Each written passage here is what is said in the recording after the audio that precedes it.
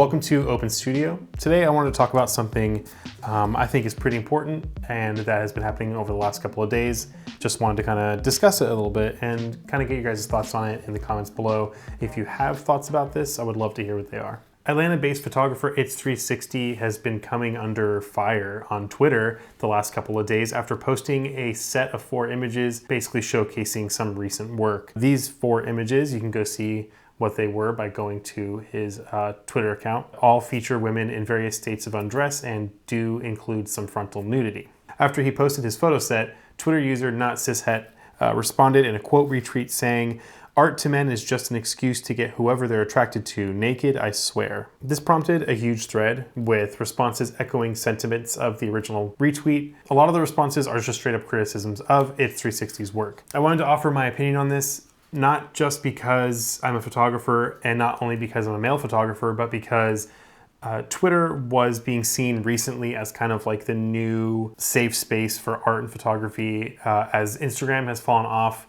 in popularity due to the amount of ads and the focus of Instagram on video content over photography. My initial response to this was kind of in favor of what this quote retweet had said. I agreed that it seems that men who just want to photograph nude women are doing so because they want to be in the presence of nude women. But after reading the thread and seeing some responses and then seeing some of the responses from the other side, I realized that this is a much more nuanced conversation than a lot of the people in this Twitter thread are kind of treating it. I think the main reason for the backlash against this photographer has a lot to do with the post-Me Too movement sentiments around male photographers and the male gaze when it comes to photographing women or non-male presenting or femme presenting subjects or models. The general feeling towards male photographers who primarily shoot photographs of nude women or femme presenting people is that that is a exploitative practice at best and can constitute sexual assault at worst. I think a lot of that has to do with what came out during the Me Too movement. A large group of photographers was called out for inappropriate activity, inappropriate actions, inappropriate touching during photo shoots towards usually women or femme presenting people. So from that lens, from that perspective, it is very understandable why people are up in arms and are very critical of this photographer's work. On the other hand, if you go to this photographer's page, they have over 44K followers and a wide range of work. There have also been a lot of people who have shown their support for him and his work. Lots of people he has shot with before, models, fellow photographers, people who enjoy his work. So there seems to be an almost even amount of people on each side. One side condemning their work and ethics, and the other side doing the exact opposite. And I think that's where the disconnect exists. The problem with social media and the problem with Twitter, and why I don't think Twitter is really super viable for sharing your art, is that anyone can just say shit. Anyone can say anything, and there doesn't have to be any basis of reality in it. There doesn't have to be any objective analysis. There doesn't have to be peer review or anything. It's just like stuff coming out directly onto Twitter and then people react to it. So the problem is that the nuance just gets completely swept away in the fervor of emotional responses, and you kind of have to take everything with a grain of salt and not take things on face value, which I think is the big problem with this situation. I feel like there is room for that art here and now in this time period after the Me Too movement, but there is this knee-jerk response to seeing any kind of male gaze in anything, which I understand completely, and I think, we should be applying a fair amount of scrutiny to everything we see, because the very fact that we didn't apply that scrutiny before is why so many photographers got away with very disgusting, inappropriate actions in the past. But we're kind of in this moment where the pendulum has swung the other way, where rather than just applying the correct level of scrutiny to things, we're just, if it makes you feel icky at the very first, impression, then it must be terrible. And I think that's what's happening here. I will agree that there are men out there who are photographers and who use the art to take advantage of women and to exploit art in order for them to basically get off. But I also think that there are other people that exist as well who do it for the sake of making art. And I think that we shouldn't be scrutinizing everybody to the same level. And I think that there is a conversation to be had here, but a conversation where level heads prevail. If this art is not for you, if this is not something that you enjoy, that's totally fine. You can avoid it. You don't have to enjoy it. You don't have to be a patron of it. I don't think we should be going around and because we dislike something, basically shouting it out of existence. My opinion on this situation is nuanced, as I think everyone's opinion should be. I think that I have two conflicting ideals that, if we look at it, are really, interlinked. On one hand, after doing some research, after looking at his profile and his photography for any amount of time, it's very clear to see that this is not the only work that he does, and he is not what seems to be a person whose character is one that would be exploitative when photographing nude models. Like I said before, models he's worked with and shot with before in the past have come in the last couple of days to voice their support for him, so it's obvious that he has some goodwill in the community. On the other hand, male photographers have to understand that now in this post-Me Too world, we can't just go around and do things and not expect any kind of consequence to come to us if people notice what we're doing could be exploitative in some possible way. It should have been no surprise to this photographer that posting this content to his very public Twitter page would have caused some sort of backlash in some form, especially because the conversation around male photographers and the female body and the male gaze continues to this day and is still something that the photography community reckons with from the outside and inside. I feel that it's a little disingenuous for the photographer to be on Twitter saying, I never done anything wrong. I don't know why people are coming for me, when, he doesn't seem to be as empathetic to the feelings of the people who are bringing this up in the first place, which I think is a misstep on his part. I think he needs to humble himself a little bit as far as when it comes to being a male photographer and dealing with the public and dealing with people who may have a lot of very nuanced feelings around having a male photographer photograph the nude female body and present it publicly. I think this is a big conversation, and like I said, it's very nuanced, and it's really not going to be solved on Twitter, pretty much like anything else. Okay, shifting a little bit to one more thing that is definitely a positive thing, something that is actually very needed. Some friends of mine, Benny and Dave, they are in the UK, they are in my photo department Patreon and Discord. They're great guys, fantastic photographers. They have a little project together called Northwest Film Photo. It is an Instagram account and a Discord server. The main goal of the project is to be a hub for photographers in the north of England to come together, have meets, go on photo walks together, share resources, and basically cultivate the community that's already in place there. I think what they're doing is really fantastic. The Discord I'm a part of is really great. There's a lot of really great conversations there. There's over 100 people that are a part of the Discord. They regularly do meetups in person, and there are image channels where you can go in and look at photos from meetups that they've done. I think this is a really great positive thing that kind of harkens back to the beginning of Instagram, when there's a lot of community building and a lot of meetups and a lot of sharing of photography and just getting to know people who have the same hobby as you. This is great because it's kind of hyper local to the north of England.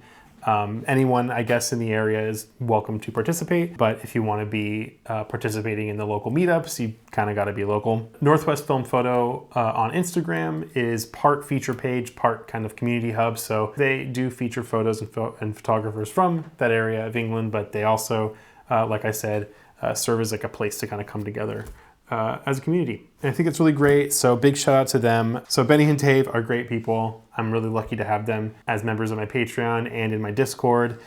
So I thought it'd be cool to shout them out and talk about their project a little bit. So go check out Northwest Film Photo on Instagram and join their free Discord server and be a part of a really great community. Okay, that's it for that stuff. Now we have some questions. Earlier this week I made a story asking if anybody had any questions for me for this episode of Open Studio, and I'm going to read all of them. There are some goofy ones, so those will go pretty quickly, but there's some other ones here that are pretty good, so I'll go over all the best ones here. La Riverola I should be able to read that better.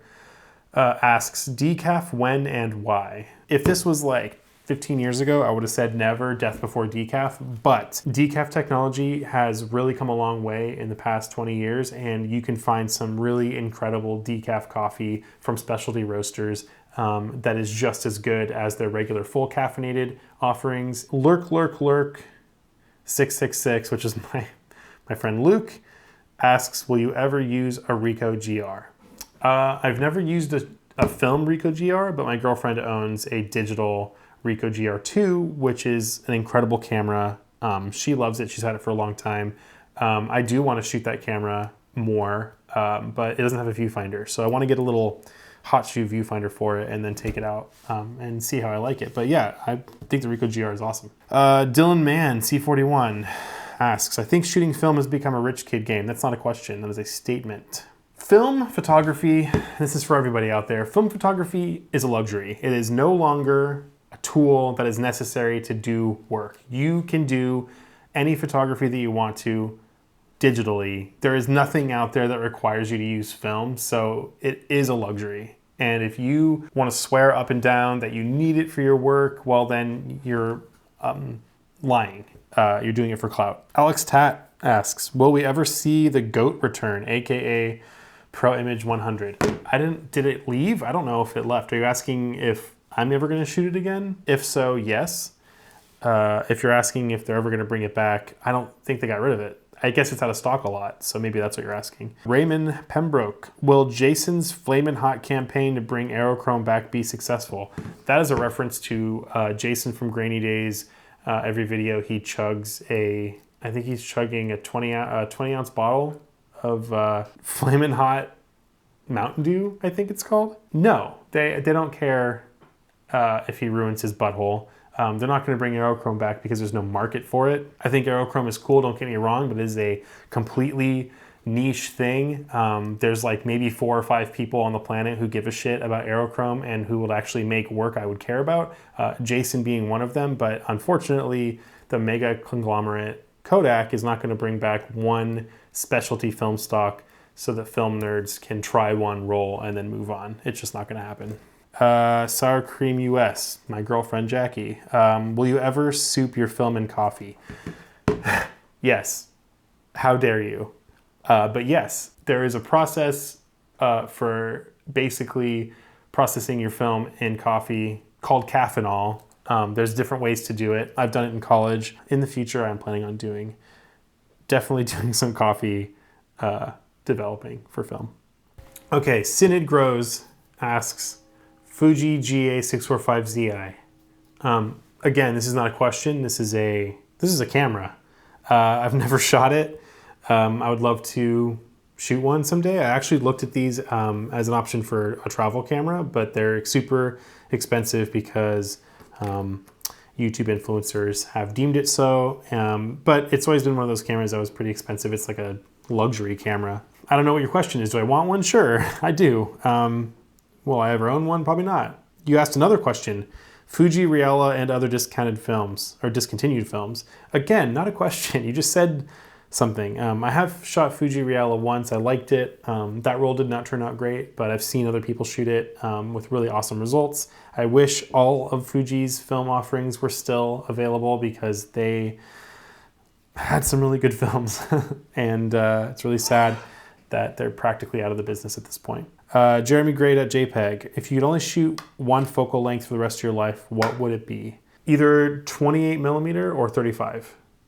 I can't really decide. 35 is probably the more comfortable focal length just because it's very common. A lot of people like that focal length. You can get up really close and do detail work. You can back up and get more context, and it's a really good field of view for pretty much anything. I think I'd be really comfortable with either of those. I do love the 20. I'm using the 28 on this camera right now to film this. It's a 28 millimeter Nikon lens. Yeah, I really find myself comfortable in that like medium wide area. Either one of those would be my pick for the rest of my life. I would be, if someone were to say you had to pick one of those, either of them would be good. I think I'd probably go with 35 because it's not super wide, so you can still use it for a lot of general applications, but wide enough where you can shoot a lot of things that you want a lot of context in. So Yeah. Bonus question. What is your favorite lens in that particular focal length? Well, for 35mm, there's a lot of really good ones. Zeiss makes good 35mm lenses for a bunch of different camera systems. My favorite is probably the 23mm f2 for the Fuji system. I have one of those on the RX-E3 somewhere, and it's an awesome lens, super fast, weather sealed. It's Fuji glass, so it looks really great. For 28, I'd have to say this lens right here.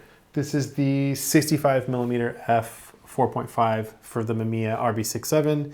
That's the lens that I think I use 99% of the time when I'm shooting the RB system. It's just a beautiful lens. It's not super fast, but it is gorgeous. I really love the angle of view. And it really works great on the 6x7 film format. So the final question is from Steven Canistrossi. I tried. I'm sorry if I messed that up. How do you build confidence in developing film at home? Always worried I'll mess it up. Well, for me, I went to school for film photography, so it wasn't really a confidence thing because I didn't have to buy the chemicals or the equipment. It was all there at the darkroom at the school, so it was just pretty much, going to class and learning. I didn't have like a ton at stake. I was also very early on in my film journey, I guess, and so I wasn't really like making work that I was like super attached to, or that I knew really what I was doing a whole lot. So I wasn't particularly worried about screwing anything up. I was more concerned with the learning aspect of it. So if I screwed up a roll of film, I wasn't like heartbroken. It was just like, okay, fine, I'll do this again. When you develop at home, you obviously have to invest in the chemicals, in the equipment, and your time to learn it. It feels like there's a lot more at stake, but I promise you, processing film sounds scarier and more difficult than it actually is. If you can make French toast, you can develop film. And I know that sounds like a weird analogy, but follow me here. You take, bread, just regular dry bread, and then you put that in an egg wash, and then you toss that in a pan, and then you cook it until you got French toast. It's kind of a similar process. Is you're taking a film and you're putting it in some chemicals, and then you're drying it, and then you have film. It really is that simple. You have to make sure that the, chemistry is at the right temperature, but you have to make sure your pan's at the right temperature, right? You kind of just have to decide early on, would you rather take your film to a lab and have them do it, or do you really want to do it at home and have control of the process? Like I said, it seems more difficult than it is. There's a ton of tutorials online about it. The confidence just comes from, do you want to learn something new, and are you not afraid to maybe screw up once or twice? Like I said, it's way less difficult than you think, and I think way more rewarding than you would imagine in the first place. All right, that was a lot, but that's it for today. Thank you guys for watching. Make sure you tune in every Friday for another episode of Open Studio. Shout out to my Discord, my Patreon supporters. They are the people who make sure this channel stays on track and keeps going. Without my Patreon, this would suck a lot more. So thank you guys. If you want to be a part of the Patreon, it's very cheap. You can choose what you want to contribute to help support this channel, and everyone gets the same amount of access no matter what. That also includes access to the Discord, which is an incredibly vibrant community of photographers and friends, and it's really been the biggest thing that's been the most worth it for me when starting my Patreon. So if you want to be a part of that, the description has the link. You can go check that out. I'll be back next week on Friday for another episode of Open Studio. If you have questions for me, you can go to my Instagram. I will post a story sometime in the next week asking for questions, or if you just want to send me a DM with your question, I will include it as well. Have a great weekend. Stay off of Twitter, drink water. Thank you so much for watching, and I hope you have a great day.